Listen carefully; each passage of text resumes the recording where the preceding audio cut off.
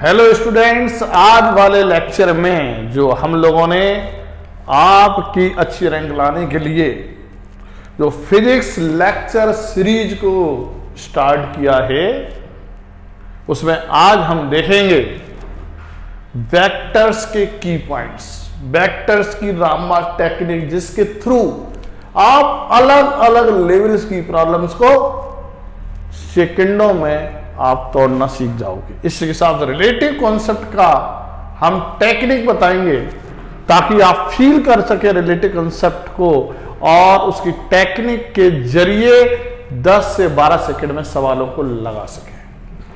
तो आप देखते हैं कि हमने कल वाले लेक्चर में बताया था कि वेक्टर और स्केलर में डिफरेंस केवल यही है कि वेक्टर में मैग्नीट्यूड और डायरेक्शन दोनों होता है, जबकि स्केलर में भी दोनों होता है। लेकिन वेक्टर और स्केलर में एक ही अंतर है कि वेक्टर में जो डायरेक्शन है वो कांस्टेंट है और स्केलर की जो डायरेक्शन है वो कांस्टेंट नहीं होगी, वेरिएबल होगी। अब पॉइंट आता है कि जो कंसेप्ट वेक्टर से रिलेटेड थे उनको अप्लाई करते वक्त डायरेक्शन का ध्यान रहना, और स्केलर से रिलेटेड है तो स्केलर की कंडीशन को ध्यान में रखना, मतलब डायरेक्शन का ध्यान नहीं देना है। केवल किसी भी चैप्टर के किसी भी फॉर्मूले को, सवाल को सॉल्व करने में आप अप्लाई जब आप करते हो तो आपको छांटना पड़ता है कि कौन वेक्टर है कौन स्केलर है। यदि हम कंसेप्ट का यूज करें तो उसके थ्रू यदि हम देखें कि वेक्टर में हमने देखा क्या, मैग्नीट्यूड एंड डायरेक्शन दोनों है, लेकिन दोनों कैसा है, कांस्टेंट है। स्केलर में मैग्नीट्यूड और डायरेक्शन दोनों है, लेकिन मैग्नीट्यूड कांस्टेंट एंड डायरेक्शन यदि प्रेजेंट है तो वो कांस्टेंट नहीं होगी, वेरिएबल होगी। अब हमने इस पर एग्जाम्पल लिया, जैसे इलेक्ट्रिक करंट। अब इलेक्ट्रिक करंट लिया, सपोज की एक वायर है जिसमें करंट 2 एम्पियर का फ्लो हो रहा है। अब इसी वायर को जब शुरुआत में जब कोई इलेक्ट्रीशियन जब लगाता है तो उसमें प्रॉपर क्लिपिंग करता है वॉल पर, लेकिन कुछ समय के बाद ये क्लिप हट जाती है। तो अब हम स्विच को जब ऑन करेंगे तो अभी भी करंट 2 एम्पियर का ही फ्लो करेगा। अब आप इसमें देखें कि मैग्नीट्यूड तो कांस्टेंट है, लेकिन डायरेक्शन है लेकिन वेरिएबल है। इसका मतलब किस कंडीशन को शो कर रहा है, स्केलर को। इसका मतलब इलेक्ट्रिक करंट से रिलेटेड जब कोई सवाल आएगा उसको अप्लाई करते वक्त डायरेक्शन का ध्यान नहीं देंगे। वेक्टोरली हम एडिशन, वेक्टोरली सब्सट्रैक्शन नहीं करेंगे। सिंपल एडिशन और सिंपल सब्सट्रैक्शन, सिंपल मल्टीप्लिकेशन में करना पड़ेगा। जैसे कि आपने किरचॉफ लॉ देखा, तो किरचॉफ लॉ फर्स्ट लॉ क्या है कि net current at any junction is equal to 0, या summation of net current at any junction is equal to 0। तो यहां पर आप देखिए, सपोज कि यहां से करंट आ रहा है जंक्शन की तरफ और इन दो वायर के थ्रू करंट जंक्शन से अवे चला गया। मान लीजिएगा I1, I2, I3, I4 and I5, और यहां पर आप देखें जितना करंट आया उतना ही करंट चला गया। तो मतलब आने को हम क्या बोलते हैं, क्रेडिट को बोलते हैं पॉजिटिव, और जा रहा है तो उसे हम क्या बोलेंगे, नेगेटिव। तो यहां पर आप देखिए ये आपका पॉजिटिव हो गया, ये भी पॉजिटिव हो गया, ये भी पॉजिटिव हो गया, और ये नेगेटिव और नेगेटिव, और इनका नेट क्या होगा, समेशन ऑफ नेट करंट कहां पर, जंक्शन पे इज इक्वल टू 0। अब ये करंट स्केलर क्वांटिटी है, इसलिए हमें सिंपल एडिशन और सिंपल सब्सट्रैक्शन का यूज करना पड़ेगा। तो यहां पर क्या हो गया, I1 plus I2 plus I3 minus I4 and I5 is equal to 0। इसके थ्रू हम करंट को हमने अप्लाई कर लिया। तो यहां पर आपने देखा कि यहां पर हमने वेक्टोरियली नहीं किया। अब यहां पर अभी हमने दूसरा एग्जांपल लिया, जैसे कि आप देखिएगा, आप अपने घर से आप किसी शॉप पर जाते हैं, और जब घर से शॉप पे जाते तो आपने इस रास्ते को फॉलो किया, तो जो रास्ता आपने फॉलो किया है ये डिस्टेंस है और ये डिस्प्लेसमेंट है। अब आप देखिए डिस्टेंस क्या है, मान लीजिए घर से शॉप तक का डिस्टेंस आपका 2 किलोमीटर है। और जब आप इस फॉलो करते हैं तो you have direction, but direction यहां पर कांस्टेंट नहीं है, इसलिए क्या होगा, स्केलर क्वांटिटी होगी। लेकिन अब आप देखिए यहां से ये क्या है, शॉर्टेस्ट पाथ है। शॉर्टेस्ट पाथ यहां पे आप देखिएगा that is known as displacement. अब यहां पे डायरेक्शन कैसी है, कांस्टेंट है। डायरेक्शन कैसी है, कांस्टेंट है। तो यहां पर आप देखिएगा, आप घर से मान लीजिए डिस्टेंस है आपका x और डिस्प्लेसमेंट है s। तो यहां पर आप देखिएगा यहां पर डेफिनेट डायरेक्शन, इसलिए किस क्या है, वेक्टर है।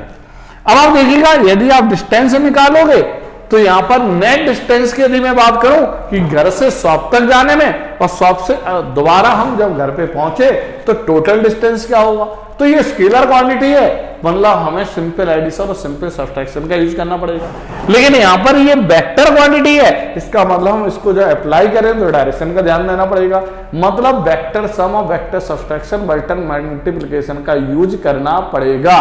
तो यहां पर आप डिस्टेंस घर से शॉप तक जाने में x है और शॉप से घर आओगे तो भी x है, तो कितना डिस्टेंस हो गया, simple addition x plus x 2x। लेकिन हम जब डिस्प्लेसमेंट को देखा जाए तो यहां पर क्या वेक्टोरियली हमें ऐड करना है।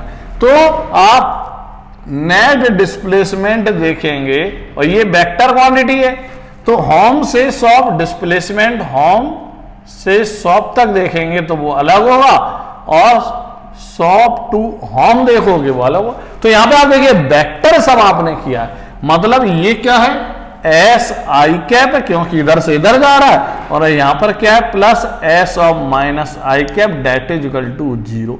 तो यहां पर आप देखिएगा यहां पर आपने क्या किया, वेक्टोरियली एडिशन और वेक्टोरियली सब्ट्रैक्शन के माध्यम से निकालोगे। इसलिए आपको ये पहचानना बहुत ही ज्यादा जरूरी है। यदि आप फिजिक्स के किसी भी कंसेप्ट को अप्लाई करना चाहते हो और फिजिक्स के किसी भी चैप्टर की प्रॉब्लम को आप यदि आप बिना कंफ्यूजन अटेम्प्ट करना चाहते हो तो आपको ये आइडेंटिफाई करना पड़ेगा सेकंडों में कि जो सवाल हम अटेम्प्ट कर रहे हैं उसमें जो फॉर्मूला हम लगा रहे हैं उनमें कौन कौन वेक्टर है और कौन कौन स्केलर है। या कोई भी कंसेप्ट को जब हम लर्न कर रहे हैं, समझने जा रहे हैं, तो उसमें वो कंसेप्ट वेक्टर से रिलेटेड है कि स्केलर से रिलेटेड है। यदि वेक्टर से रिलेटेड है तो हमें डायरेक्शन का ध्यान देना पड़ेगा। लेकिन आप यहां पर देखिएगा कि हमने इन कंसेप्ट को अप्लाई किया तो हमारे आंसर आ गए कि ये वेक्टर है और ये स्केलर है। लेकिन अब आपसे कहा गया कि आप यदि कॉन्सेप्ट के थ्रू यदि आप आइडेंटिफाई करेंगे वेक्टर और स्केलर को तो उसमें थोड़ा सा ज्यादा समय लगेगा, यानी कि आपको स्कोर ज्यादा लाना है तो आपको वेक्टर और स्केलर को आइडेंटिफाई करने में जैसे ही देखोगे तुरंत पहचानने की आपको कैपेबिलिटी होनी चाहिए। इसलिए आप देखते हैं कि हम आपको एक रामा टेक्निक बताते हैं जिसके थ्रू आप वेक्टर और स्केलर को सेकंडों में देखकर ही आप तुरंत आप आइडेंटिफाई कर सकते हैं। आप जानते हैं कि न्यू फिजिकल क्वांटिटी का जो फॉर्मेशन होता है वो दो फिजिकल क्वांटिटी के या तो डिवीजन के थ्रू हो सकता है या दो फिजिकल क्वांटिटी के मल्टीप्लिकेशन के थ्रू हो सकता है या दो से ज्यादा फिजिकल क्वांटिटी के एडिशन एंड सब्ट्रैक्शन के थ्रू हो सकता है। अब पॉइंट देखिएगा कि यहां पे बेटा 4 केस आपके एराइज हो सकते हैं। क्या क्या, तो यहां आप देखिए दोनों या तो वेक्टर हो, दोनों या तो स्केलर हो, ये वेक्टर ये स्केलर, ये स्केलर ये वेक्टर। यानी जब दोनों वेक्टर हैं तो ये कौन सी क्वांटिटी है यदि हमें पहले से पता चल जाए तो कॉन्सेप्ट लगाने की आवश्यकता नहीं होगी और तुरंत देख के हम पहचान जाएंगे कि यह वेक्टर है ये स्केलर है। वेक्टर है तो डायरेक्शन का ध्यान देना है, स्केलर है तो हमें डायरेक्शन का ध्यान नहीं देना है, या हम फॉर्मूले में जो जो वेक्टर है उनकी डायरेक्शन कॉमन रखनी है। इसलिए आप यहां पे देखिए कि x वेक्टर बाई भी वेक्टर है, x स्केलर बाई भी स्केलर है, x वेक्टर तो बाई स्केलर, और x scalar and by vector, तो z कौन सी क्वांटिटी होगी, z कौन सी क्वांटिटी होगी। तो मैं इसके लिए रिजल्ट्स बेटा बता रहा हूं कि वेक्टर अपॉन वेक्टर हमेशा स्केलर होता है, और स्केलर अपॉन स्केलर स्केलर होगा, और वेक्टर अपॉन स्केलर वेक्टर होगा, स्केलर अपॉन वेक्टर वेक्टर होगा। यानी कहने का मतलब स्केलर अपॉन, दोनों न्यूमरेटर और डिनोमिनेटर में सेम क्वांटिटी है, सेम फिजिकल क्वांटिटी है, तो दोनों वेक्टर या दोनों स्केलर, तो आंसर स्केलर होगा। न्यूमरेटर और डिनोमिनेटर में अलग अलग क्वांटिटी है, तो मतलब वो क्या होगा, वेक्टर होगा। दोनों स्केलर एक जैसी, स्केलर होगा। दोनों वेक्टर एक जैसी है, स्केलर होगा। वेक्टर अपॉन स्केलर अलग अलग है तो वेक्टर होगा, स्केलर अपॉन वेक्टर अलग अलग है तो वेक्टर होगा। अब हम इसको थोड़ा सा पहचानते हैं, इसको अप्लाई करते हुए, जैसे कि speed equal to total change in distance upon total time taken. अब यहां पर आप देखें कि ये आपका स्केलर है और ये भी स्केलर है, क्योंकि डिस्टेंस भी स्केलर है और टाइम भी स्केलर, इसलिए स्पीड क्या हो गई, स्केलर।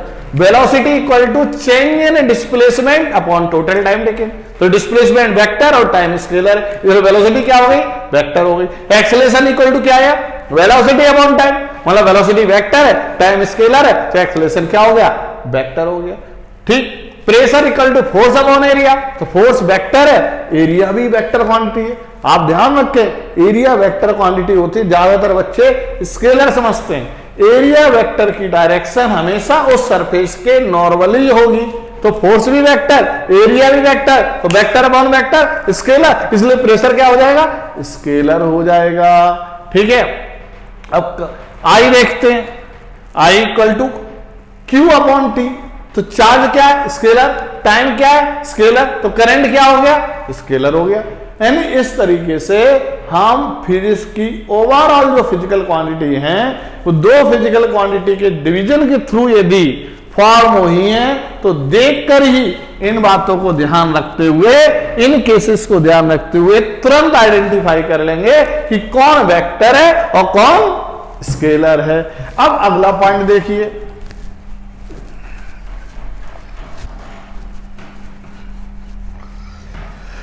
यदि फिजिकल क्वांटिटी मल्टीप्लिकेशन के थ्रू फॉर्म हुई है, मान लीजिए एक्स वेक्टर एंड वाई भी वेक्टर, एक्स स्केलर वाई भी scalar, X vector Y scalar, X scalar Y vector, तो जेड कौन सी क्वांटिटी होगी। अब ध्यान रखना, जब दोनों वेक्टर है, यानी कि एक्स भी वेक्टर है और वाई भी वेक्टर है, एक्स भी वेक्टर है वाई भी वेक्टर है, तो यदि इनके बीच में डॉट लगा है, तो हमेशा ध्यान रखना, जब डॉट लगा है तो आंसर हमेशा स्केलर होगा, और जब क्रॉस लगा है तो हमेशा ध्यान रखना आंसर हमेशा वेक्टर होगा। याद रखना, यानी जब दो वेक्टर के बीच में ये सिंबल लगा, ये डॉट, इसे डॉट बोलते हैं, तो हमेशा आंसर स्केलर होगा। और इस प्रोडक्ट को हम स्केलर और डॉट प्रोडक्ट बेटा हम लोग बोलते हैं। अब यहां पे ये सिंबल जो लगा है दो वेक्टर के बीच में, तभी क्रॉस बोलेंगे। ये सिंबल दो वेक्टर के बीच में लगा है तभी डॉट बोलेंगे। इसके अलावा कहीं लगा है तो स्केलर के बीच में, एक वेक्टर स्केलर के बीच में, इसे डॉट या क्रॉस ना बोल के इनटू बोलेंगे। ध्यान रखना, इनटू बोलेंगे। तो यहां पर आप क्या हो गया, इस प्रोडक्ट को बोलेंगे वेक्टर और cross product.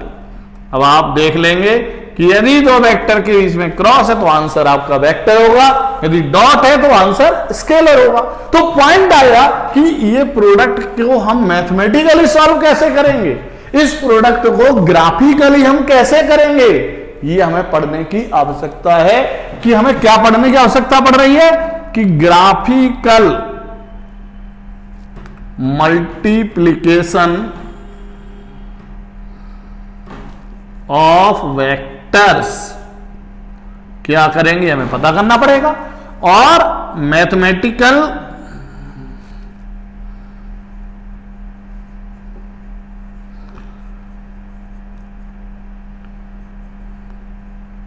Application of vectors भी हमें पढ़ना पड़ेगा। तो यहां पर आपको ये पता चल गया कि vector dot vector scalar vector cross vector vector होगा, scalar into scalar scalar, vector into scalar vector, scalar into vector vector. अब इन केसेस को यदि हम ध्यान में रखेंगे तो जो भी फिजिकल क्वांटिटी मल्टीप्लिकेशन के थ्रू फॉर्म हुई है तुरंत हम आइडेंटिफाई कर सकते हैं। जैसे कि आप देखिएगा force is equal to mass into acceleration. अब आप देखिएगा मास क्या है, स्केलर मास स्केलर, इसकी कोई डेफिनेट डायरेक्शन नहीं, जिसकी डायरेक्शन ही नहीं है। और acceleration vector scalar into vector vector, तो ये आपका क्या हो गया वेक्टर हो गया। P equal to M V mass into velocity, तो ये स्केलर और ये वेक्टर, तो ये क्या हो गई वेक्टर हो गई। ठीक है कि नहीं। अब वर्क मैकेनिकल वर्क डन क्या होता है, work equal to force vector dot displacement vector. आप देखिए दो वेक्टर में डॉट लगा तो क्या होगा ये स्केलर हो जाएगा। Torque equal to of R vector cross F vector, तो क्या लगा यहां क्रॉस, इसलिए क्या हो जाएगा ये वेक्टर हो जाएगा। इसी तरीके से एंगुलर मोमेंटम क्या है एम आर क्रॉस बी, तो ये क्या होगा वेक्टर, और ये scalar scalar into vector vector आपका हो जाएगा। आपको समझ में आया है कि नहीं। तो आप यदि आप देखें कि जो भी फिजिकल क्वांटिटी यदि मल्टीप्लिकेशन के थ्रू फॉर्म हो रही है तो वेक्टर डॉट यदि दो वेक्टर के बीच में लगाए तो आंसर स्केलर होगा, यदि क्रॉस लगाए तो वेक्टर होगा। यदि दो वेक्टर के अलावा कहीं लगाए तो हम इसे इंटू बोलेंगे, scalar into scalar scalar, vector into scalar vector, scalar into vector vector. इनको यदि आप ध्यान रखोगे तो आप तुरंत देख के पहचान जाओगे कि कौन सी क्वांटिटी वेक्टर है कौन सी क्वांटिटी स्केलर है। तो अब हमने दो केसेस को देख लिया कि जो भी क्वांटिटी यदि दो फिजिकल क्वांटिटी के डिवीजन के थ्रू फॉर्म हुई है, उनके केसेस को देख लिया। यदि कोई फिजिकल क्वांटिटी दो फिजिकल क्वांटिटी के मल्टीप्लिकेशन के फॉर्म हुई है तो भी केस को हमने देख लिया। यदि हमने किसी वॉल पर कई सारे फोर्सेस लगाए, कई सारे फोर्सेस लगाए, इधर इधर इधर, कुछ इधर से लगा रहा, कुछ उल्टी साइड से लग रहा, कह रहा है कि ये जो बोर्ड है वो किस डायरेक्शन में एक्सेलरेट करेगा, किस डायरेक्शन में नेट फोर्स होगा, तो आपको एडिशन करना पड़ेगा, नेट सम या नेट वेक्टर सम करना पड़ेगा, क्योंकि फोर्स वेक्टर क्वांटिटी है इसमें। तो वेक्टर एडिशन और वेक्टर सब्सट्रैक्शन का भी यूज होगा। तो यहां पर क्या होगा कि इन केसेस को भी हम देख लेते हैं कि जब कोई physical quantity addition new physical quantity दो वेक्टर्स के एडिशन और सब्सट्रैक्शन के थ्रू फॉर्म हो रही है तो उसका जो रिजल्टेंट है वो क्या होगा वेक्टर, और वेक्टर को हम ऐड करेंगे तो क्या मिलेगा वेक्टर, यानी कि और सब्सट्रैक्ट करेंगे तो भी वेक्टर मिलेगा। लेकिन स्केलर स्केलर को क्या करें 2 + 3 5 स्केलर मिलेगा। वेक्टर स्केलर को अनडिफाइंड वेक्टर स्केलर को हम ना तो ऐड कर सकते हो ना ही हम सब्सट्रैक्ट कर सकते हैं, क्योंकि लेफ्ट साइड यदि वेक्टर है तो राइट साइड भी वेक्टर ही होनी चाहिए, नहीं तो इक्वालिटी होल्ड नहीं करेगी। लेफ्ट साइड स्केलर है तो राइट साइड भी स्केलर हो तो इक्वालिटी होल्ड नहीं करेगी। यदि ऐसा है वेक्टर स्केलर तो हम उसे मैथमेटिकली डिफाइंड नहीं कर सकते, वेक्टरली डिफाइन नहीं कर सकते, इसलिए क्या हो जाएगा अनडिफाइंड। अब पॉइंट आया कि वेक्टर को जब हम ऐड करेंगे तो आंसर वेक्टर होगा, सब्सट्रैक्ट करेंगे तो आंसर स्केलर होगा, वेक्टर होगा, सॉरी वेक्टरों को सब्सट्रैक्ट करेंगे तो वेक्टर होगा। लेकिन पॉइंट आता है कि ग्राफिकल एडिशन ऑफ वेक्टर्स हम कैसे करेंगे ये हमें पढ़ने की आवश्यकता है, और मैथमेटिकल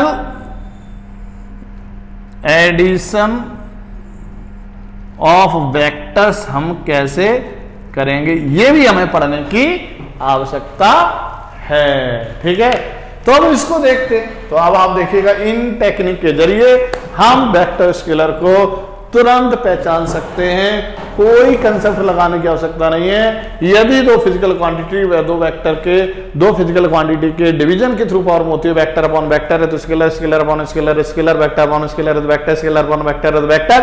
और यदि दो मल्टीप्लिकेशन के थ्रू फॉर्म होती है तो vector dot vector scalar vector cross vector vector, vector into scalar, vector scalar into vector, vector होगी।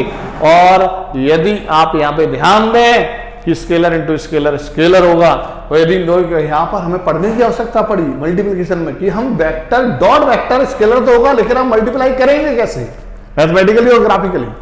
वेक्टर क्रॉस वेक्टर वेक्टर होगा, लेकिन हम मैथमेटिकली कैसे मल्टीप्लाई करेंगे, ग्राफिकली मल्टीप्लाई कैसे करेंगे, यहाँ पे पढ़ने की आवश्यकता पड़ेगी। इसलिए हम आगे इसको हम पढ़ेंगे। आगे पॉइंट आता कि जब कोई फिजिकल क्वांटिटी दो वेक्टर के एडिशन के थ्रू फॉर्म होती है, वो भी वेक्टर होगी। सब्सट्रैक्ट करेंगे वेक्टर तो वेक्टर ही होगा। लेकिन पॉइंट आता है कि ग्राफिकली हम वेक्टर को ऐड कैसे करेंगे, ग्राफिकली सब्सट्रैक्ट कैसे करेंगे, मैथमेटिकली वेक्टरों को ऐड कैसे करेंगे, मैथमेटिकली वेक्टर को हम सब्सट्रैक्ट कैसे करेंगे। अब हमें ये पढ़ने की आवश्यकता हो गई, लेकिन इन टेक्निक के जरिए हमें ये पता चल गया कि कौन वेक्टर है कौन स्केलर है, देख के ही हम पहचान जाएंगे। इसलिए इनके केसेस के जो रिजल्ट्स हैं वो माइंड में रखिए और तुरंत आप सेकंड में पहचानिए कि विच इज वेक्टर और विच इज स्केलर। अब पॉइंट आता है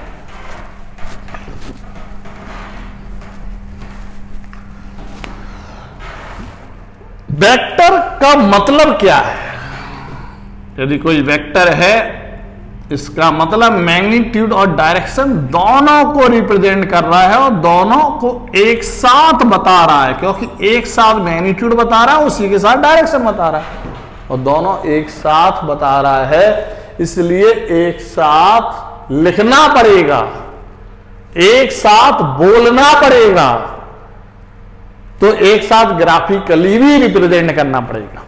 यदि किसी वेक्टर के मैग्नीट्यूड में चेंज कर दें तो भी वेक्टर चेंज हो जाए, डायरेक्शन में चेंज कर दें तो भी वेक्टर चेंज हो जाए, और दोनों में चेंज कर दें तो भी वेक्टर चेंज हो जाएगा। तो आप जानते हैं कि वेक्टर को ग्राफिकली रिप्रेजेंट करने के लिए हम directed segment of straight line से रिप्रेजेंट करते हैं, और सेगमेंट ऑफ लाइन की जो लेंथ है वो इस वेक्टर के मैग्नीट्यूड को बताएगी। और डायरेक्शन के लिए हम क्या करते हैं, इस पे हम इस सेगमेंट ऑफ स्ट्रेट लाइन पे या तो इस एंड पर या तो इस एंड पे एरो पुट करेंगे।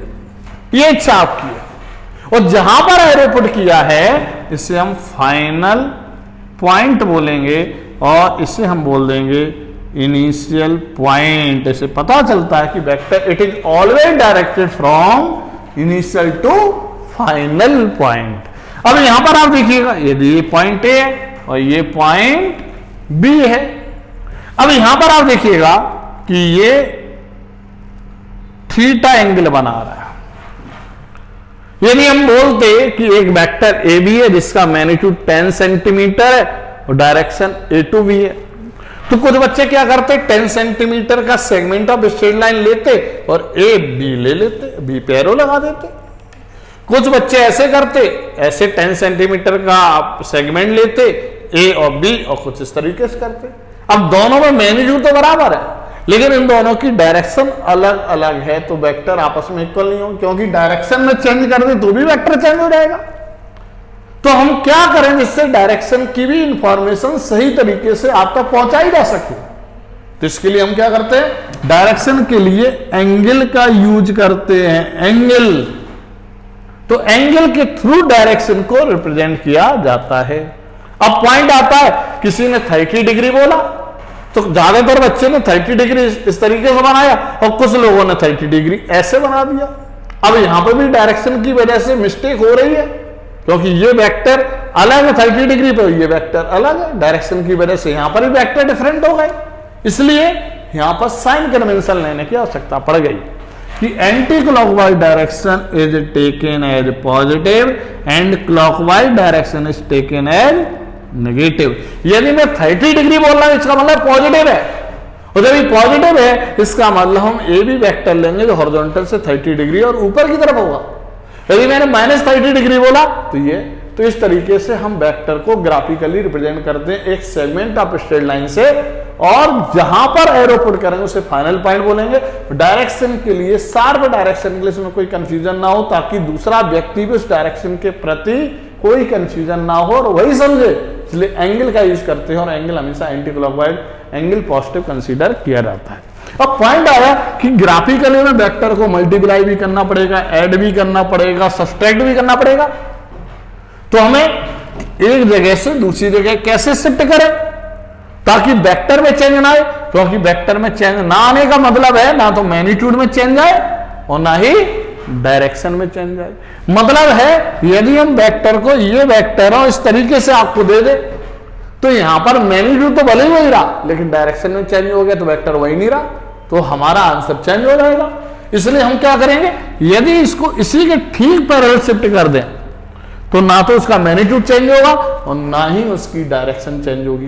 यानी कि यदि आप ग्राफिकली वेक्टर को एक जगह से दूसरी जगह जब शिफ्ट करें, ऐड करने के लिए, सब्सट्रैक्ट करने के लिए, मल्टीप्लाई करने के लिए, तो उसी के ठीक पैरेलल आप शिफ्ट करें तो इस प्रोसेस के थ्रू वेक्टर का ना तो मैग्नीट्यूड चेंज होगा और ना ही डायरेक्शन चेंज होगी।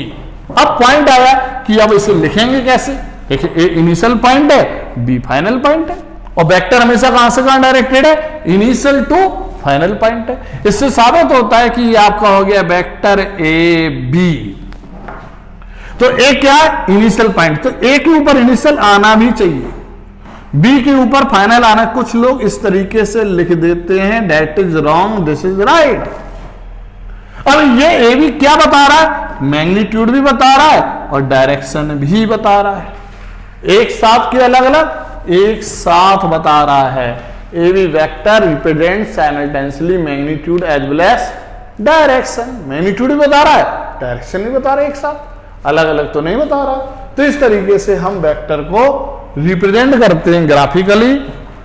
कैसे रिप्रेजेंट करते हैं, ग्राफिकली। क्लियर। अब पॉइंट आता है कि इसका अकेला मैग्नीट्यूड बताना है, तो हम क्या करेंगे, जो भी ए बी वेक्टर है उस पर हम मॉडुलस ले लेंगे। अब यहां पर मॉडुलस लेने से क्या होगा, वो अकेला मैग्नीट्यूड बताएगा। तो हमेशा ही आप देखो ये हो जाएगा, एरो हट जाएगा और माइनस साइन भी यदि वेक्टर पे वो भी हट जाएगा। याद रखो कभी भी माइनस साइन वेक्टर में जो आता है वो उसकी डायरेक्शन की वजह से आता है। और मैग्नीट्यूड का मतलब क्या, मैग्नीट्यूड तो डायरेक्शन हटानी तो उसका नेगेटिव साइन भी हटाना पड़ेगा। तो हमेशा मैग्नीट्यूड क्योंकि पॉजिटिव होता है तो माइनस साइन भी हटेगा और यदि वेक्टर पे एरो लगाए तो वो भी हट जाएगा। डायरेक्शन के लिए हम किसका यूज कैसे निकालते हैं मैथमेटिकली, डायरेक्शन एंगल से। अब एंगल किससे निकालते हैं, by the application of trigonometric ratios, जैसे कि sine theta, cos theta, tan theta. अब ये वैलिड किस में होते हैं, वैलिड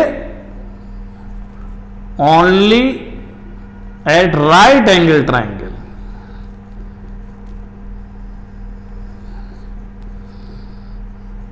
तो आप जब भी किसी वेक्टर की डायरेक्शन को निकालना है तो आपको राइट एंगल ट्राइंगल फॉर्म करना पड़ेगा और उसमें बेस परपेंडिकुलर हाइपोटेन्यूस निकालने के बाद जो भी ऑप्शन दिया साइन तो साइन के टर्म्स में निकाल लो, कॉस का ऑप्शन दिया तो कॉस के टर्म्स में निकाल लो और कॉस थीटा इक्वल टू मान लो 1/2 आए तो theta equal to cos inverse 1/2, ये आपकी उसकी डायरेक्शन हो जाएगी।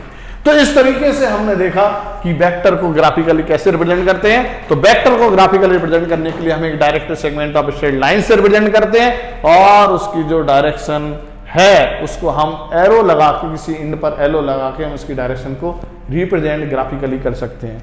लेकिन डायरेक्शन को और शार्प करने के लिए हम एंगल का यूज करते हैं। एंटी क्लॉकवाइज एंगल आपका पॉजिटिव होता है, क्लॉकवाइज एंगल नेगेटिव होता है। जब भी ग्राफिकली वेक्टर को एक जगह से दूसरी जगह शिफ्ट करना, वेक्टर को ऐड करने के लिए, सब्सट्रैक्ट करने के लिए, मल्टीप्लाई करने के लिए, तो हम उसी के ठीक पैरेलल शिफ्ट करेंगे।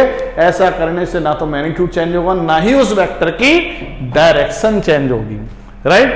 अब पॉइंट आया कि जहां पे एरो लगा वो फाइनल पॉइंट और जहां एरो नहीं लगा वो इनिशियल पॉइंट। इससे साबित होता है कि वेक्टर हमेशा इनिशियल पॉइंट से फाइनल पॉइंट की तरफ डायरेक्टेड होता है और आप इस तरीके से लिख सकते हो। लेकिन लिखने का तरीका ये सही है, ये गलत है, क्योंकि ए इनिशियल पॉइंट है तो ए के ऊपर इनिशियल पॉइंट आना चाहिए, बी फाइनल तो बी के ऊपर फाइनल वेक्टर आना चाहिए, एरो आना चाहिए।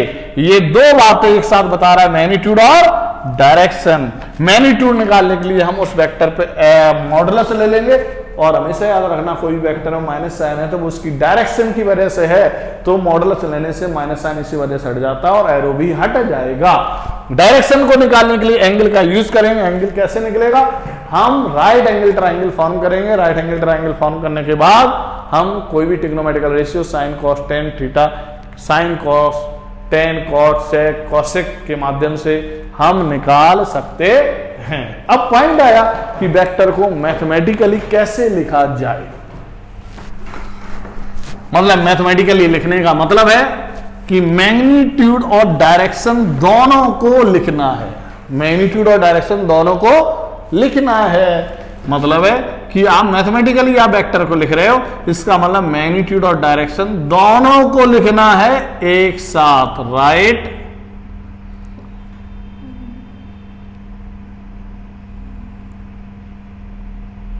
साइमल्टेनियसली। इसके लिए क्या होगा? Right simultaneously. तो ये वेक्टर हमेशा किसके टर्म्स में लिखा जाता है? Written in terms of I cap, J cap and K cap. ये क्या है? यूनिट वेक्टर है। यूनिट वेक्टर क्या होता है? मैग्नीट्यूड 1, डायरेक्शन उसी के अलॉन्ग होती है जिसका यूनिट वेक्टर है। मान लीजिएगा कि वेक्टर ए आपका ये है और यहां पर ये हॉरिजॉन्टल से एंगल थीटा बना रहा है, तो इसका यूनिट वेक्टर क्या होगा? A cap. और इसका मैग्नीट्यूड 1 होगा और direction vector, direction along vector A होगी, अलोंग वेक्टर ए। इसलिए हम ए कैप को मैथमेटिकली लिखते हैं, ये ए वेक्टर के प्रोपोर्शनल है क्योंकि इसकी डायरेक्शन वेक्टर ए के अलोंग है, लेकिन मैग्नीट्यूड 1 है, इसलिए हम क्या लिख देते हैं? Upon modulus of vector A. इसी तरीके से बी कैप हम लिख सकते हैं vector B upon modulus of vector B. बात आपको समझ में आ गई? तो इस तरीके से हम वेक्टर को किस में लिख सकते हैं? वेक्टर फॉर्म में लिख सकते हैं। यूनिट वेक्टर के टर्म्स में लिख सकते हैं, A cap B cap. Is it clear और नॉट? अब पॉइंट आया कि आई कैप जे कैप क्या है? तो हम जब एक कोऑर्डिनेट सिस्टम फॉर्म करते हैं तो ये आपकी ओरिजिन है, जिसमें हमने इसे बोला प्लस एक्स एक्सिस, ये बोला माइनस एक्स एक्सिस, ये हो गया प्लस वाई और ये हो गया माइनस वाई और ये हो गया जेड एक्सिस और ये गया अंदर inside of the plane minus Z axis. इसे कभी भी कॉपी में मत बनाओ।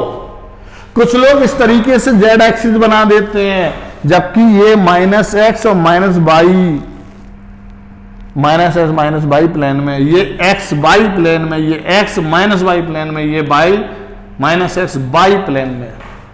उससे आपको कंफ्यूजन हो जाएगा, उसे करेक्ट फीलिंग नहीं होगी, करेक्ट एप्लीकेशन नहीं होगा, तो आपका आंसर भी रॉन्ग आएगा। जेड एक्सिस दिमाग में बनाइए, आउटसाइड ऑफ द प्लेन और inside of the plane minus Z axis. और इसका यूनिट वेक्टर क्या होता? आई कैप, मतलब मैग्नीट्यूड 1, डायरेक्शन इसके अलोंग। जे कैप का मतलब मैग्नीट्यूड 1, डायरेक्शन बाई एक्सिस की तरफ। माइनस आई कैप का मतलब है magnitude 1, direction negative x axis की तरफ। इसी तरीके से minus j cap magnitude equal to 1, direction towards minus y axis. K cap magnitude 1, direction towards positive z axis, minus k cap magnitude 1, direction towards negative z axis. इसके through हम i cap, J cap और k cap unit vector का concept को समझ लेते हैं। अब point आता है कि अब वेक्टर को वेक्टर फॉर्म में कैसे लिखा जाए। अब वेक्टर को वेक्टर फॉर्म में कैसे लिखा जाए? तो वेक्टर फॉर्म में लिखने का मतलब मैग्नीट्यूड डायरेक्शन दोनों को एक साथ लिखना। तो जैसे कि आप क्या करते हैं कि आपने लिया vector A, vector B and vector C, it makes an angle theta with respect to horizontal. और मैंने ले लिया वेक्टर डी,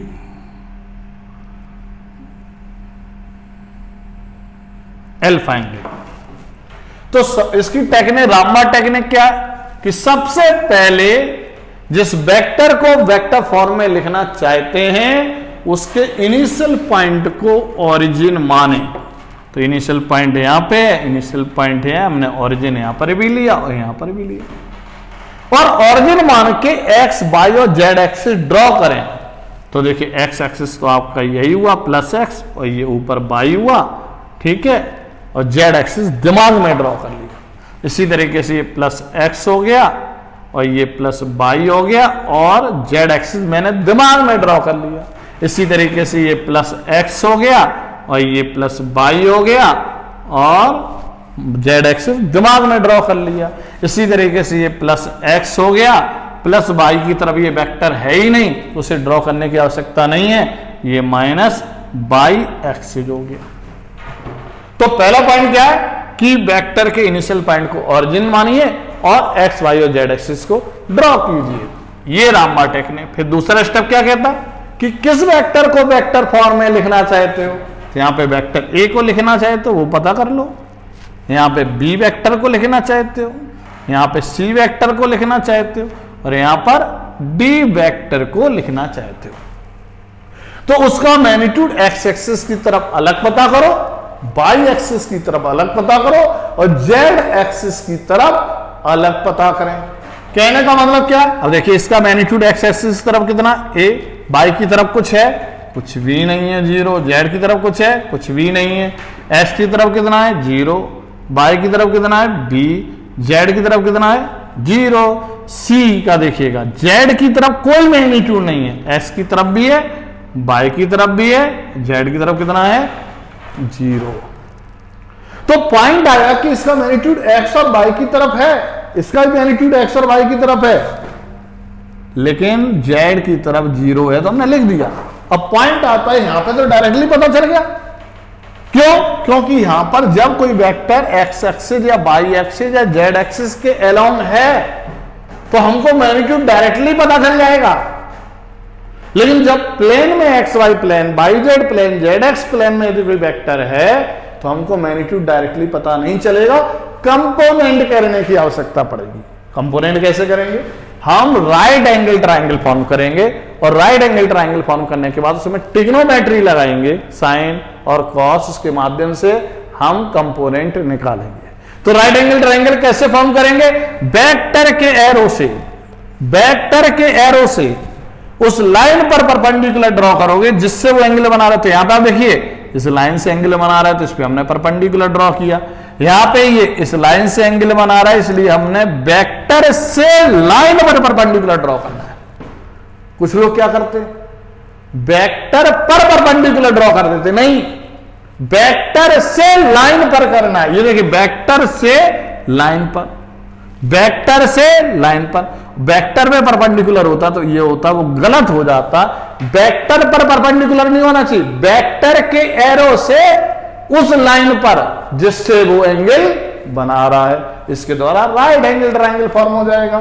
फिर हम साइन थीटा लगाएंगे परपेंडिकुलर, इसका नाम दे देंगे A B upon perpendicular hypotenuse कितना है सी, तो ए बी इक्वल टू हो जाएगा सी साइन थीटा और cos theta equal to base upon hypotenuse, base is OB equal to C cos theta. मतलब ये हो गया सी कॉस थीटा और ये आपका हो गया सी साइन थीटा। इसी तरीके से अब देखिए हमने आपको सिखा दिया कंपोनेंट कब करोगे, जब वेक्टर प्लेन में है। कंपोनेंट करने की आवश्यकता नहीं है, जब वेक्टर एक्सिस के अलोंग आपको डायरेक्टली मैग्नीट्यूड पता चल जाएगा।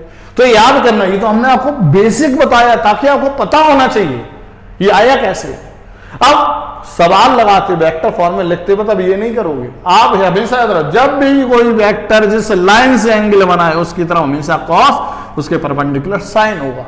तो हमेशा देखना ये वेक्टर इस लाइन से एंगल बना रहा है तो इस तरफ क्या होगा कॉस डी कॉस अल्फा, उसके ठीक परपेंडिकुलर क्या होगा डी साइन। यानी कि जब कोई वेक्टर, रामबा टेक्निक है, जब कोई वेक्टर जिस लाइन से एंगल बनाएगा उस लाइन की तरफ हमेशा कंपोनेंट होगा कॉस, ए है थीटा एंगल है ए कॉस थीटा, और उसके परपेंडिकुलर हमेशा साइन कंपोनेंट होगा। तो यहां पर आप देखिएगा सी कॉस थीटा सी साइन थीटा, ये एक्स की तरफ कौन आ रहा है डी साइन अल्फा और डी कॉस अल्फा। क्लियर? तो दूसरा पॉइंट क्लियर हुआ। तो दूसरा पॉइंट हम रिकैप कर देते हैं कि जब कोई वेक्टर है वो दूसरे पॉइंट के हिसाब से जिस वेक्टर को वेक्टर फॉर्म में लिखना है उसको पता करो, और इक्वल टू लिखो और उसका मैग्नीट्यूड एक्स वाई और जेड एक्सिस की तरफ अलग अलग पता करेंगे। यदि कोई वेक्टर डायरेक्टली एक्स एक्सिस या वाई एक्सिस या जेड एक्सिस के अलोंग लाई कर रहा है तो हमें डायरेक्टली मैग्नीट्यूड पता चल जाएगा, लेकिन यदि प्लेन में लाई कर रहा है तो हमें कंपोनेंट करने पड़ेंगे। और जब कोई वेक्टर जिस लाइन से एंगल बनाएगा उस लाइन की तरफ हमेशा कॉस कंपोनेंट होगा और उसके परपेंडिकुलर साइन कंपोनेंट होगा, याद रखना। ठीक है, तीसरा पॉइंट है कि उसका मैग्नीट्यूड देख लिया। अब आप देखिए किस तरफ डायरेक्शन है, एक्स की तरफ मैग्नीट्यूड ए है तो पॉजिटिव एक्स है नेगेटिव एक्स है। पॉजिटिव एक्स है तो आई कैप एज ए कोफिशिएंट ले लेंगे और नेगेटिव एक्स है तो माइनस आई कैप ले लेंगे। तो ए आई कैप, बाई की तरफ है ही नहीं, J cap and K cap, I cap. अब देखो B positive Z X by X से है तो जे कैप और के कैप। अब यहां देखिए C cos theta positive X है तो as a coefficient I cap, ये पॉजिटिव बाई है, देखिए ये पॉजिटिव बाई है J cap and K cap. यहां पर देखिए पॉजिटिव एक्स एक्सिस है लेकिन ये माइनस बाई है तो माइनस को हमेशा याद रखना ब्रैकेट में लिखना है। यदि ब्रैकेट नहीं लगाना है तो प्लस माइनस माइनस हो जाएगा यहां पे, यदि ब्रैकेट नहीं लगाना है के कैप। यानी कि आप इस तरीके से भी लिख सकते हो अल्फा आई कैप, ये plus into minus minus D cos alpha J cap plus 0 K cap equal to vector D. इस तरीके से हम वेक्टर को मैथमेटिकल फॉर्म में लिख सकते हैं। मतलब ये वेक्टर डी मैग्नीट्यूड और डायरेक्शन दोनों एक साथ लिखा हुआ है, दोनों एक साथ बता रहा है। ठीक है, थोड़ा सा एक दो वेक्टर हम और देखते हैं।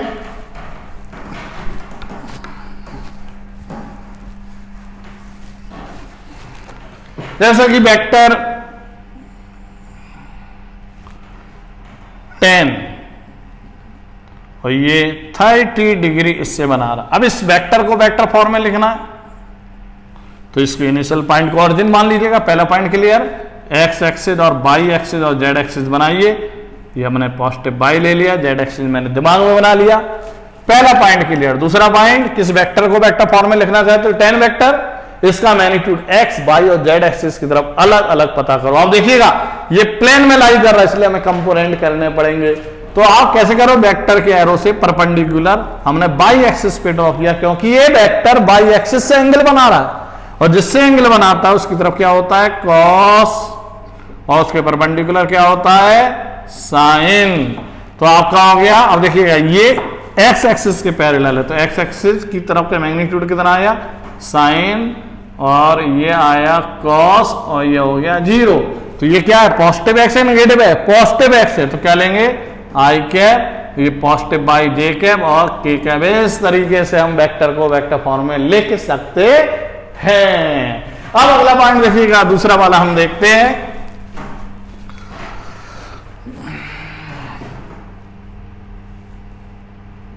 Five 60 degree. अब इस वेक्टर को वेक्टर फॉर्म में लिखना तो यहां पे इनिशियल पॉइंट को ऑरिजिन ले लीजिएगा आप। ये आपका माइनस एक्स है और ये आपका प्लस बाई है। तो यहां पे क्या होगा, इस वेक्टर को पहला पॉइंट क्लियर। दूसरा पॉइंट, किस वेक्टर को वेक्टर फॉर्म में लिखना चाहते हो 5 वेक्टर, इसका magnitude X Y Z axis की तरफ अलग अलग पता करो। अब ये प्लेन में लाई कर रहा है इसका मतलब ये कंपोनेंट करने पड़ेंगे। तो क्या करेंगे, वेक्टर के एरो से परपेंडिकुलर उस लाइन पे ड्रॉ करोगे जिससे वो एंगल बना रहा। तो एरो ये इससे एंगल बना रहा तो इस पे परपेंडिकुलर ड्रॉ कर दिया।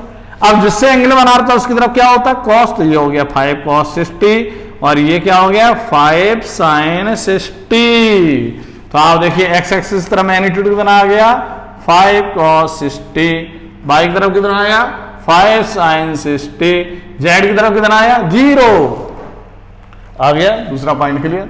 अब देखिए तीसरा पॉइंट कह रहा डायरेक्शन देखो पॉजिटिव एक्स है कि नेगेटिव एक्स है। तो पॉजिटिव एक्स की तरफ कितना है minus I cap, positive by की तरफ जे कैप और ये के कैप। इस तरीके से वेक्टर को वेक्टर फॉर्म में हम लोग लिखते हैं। तो इन वेक्टर देखो वेक्टरों को हमने ग्राफिकल फॉर्म में कैसे लिखा जाए क्लियर हो गया। वेक्टर को मैथमेटिकल फॉर्म में कैसे लिखा जाए कितना भी कॉम्प्लिकेटेड है, पेन चलाने की आवश्यकता नहीं, तुरंत देख के आप बता सकते हो, तुरंत बता के समझ सकते हो और तुरंत आप लिख भी सकते हो।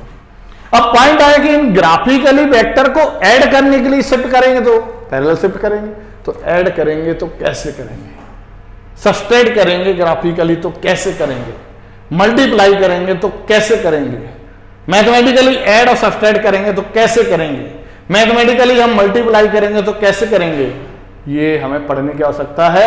ये हम कल वाले लेक्चर नंबर 3 में इसको देखेंगे और कल ही वेक्टर फिनिश हो जाएगा और रिलेटिव भी हम कंसेप्ट आपको क्लियर करेंगे। उसके बाद प्रीवियस ईयर्स क्वेश्चंस को हम डिस्कस करेंगे, इसलिए हमारे इस चैनल को जरूर सब्सक्राइब करें, लाइक और शेयर करें ताकि सभी बच्चों को इसका फायदा मिल सके जो अलग अलग कोचिंग संस्थानों में पढ़ रहे हैं। सभी का टारगेट एक ही है कि अच्छी रैंक के साथ सिलेक्शन लेना है, इसलिए हमारा अन्वेषिका एजुकेशनल ट्रस्ट आपके संकल्प को पूरा करने के लिए प्रतिबद्ध है और उसके लिए क्वालिटी एजुकेशन हर वक्त हर क्षण आपके साथ लगा रहेगा। और इसके लिए डाउट सेशन जो आपके अलग अलग लेवल की प्रॉब्लम में जो आपके आते हैं आपके संस्थान में टेस्ट से आते हैं उसके डाउट सेशन प्रोग्राम भी हम लोग शुरू करेंगे। कहीं से भी कोई डाउट है आप फ्रैंकली पूछ सकते हैं। Thank you very much.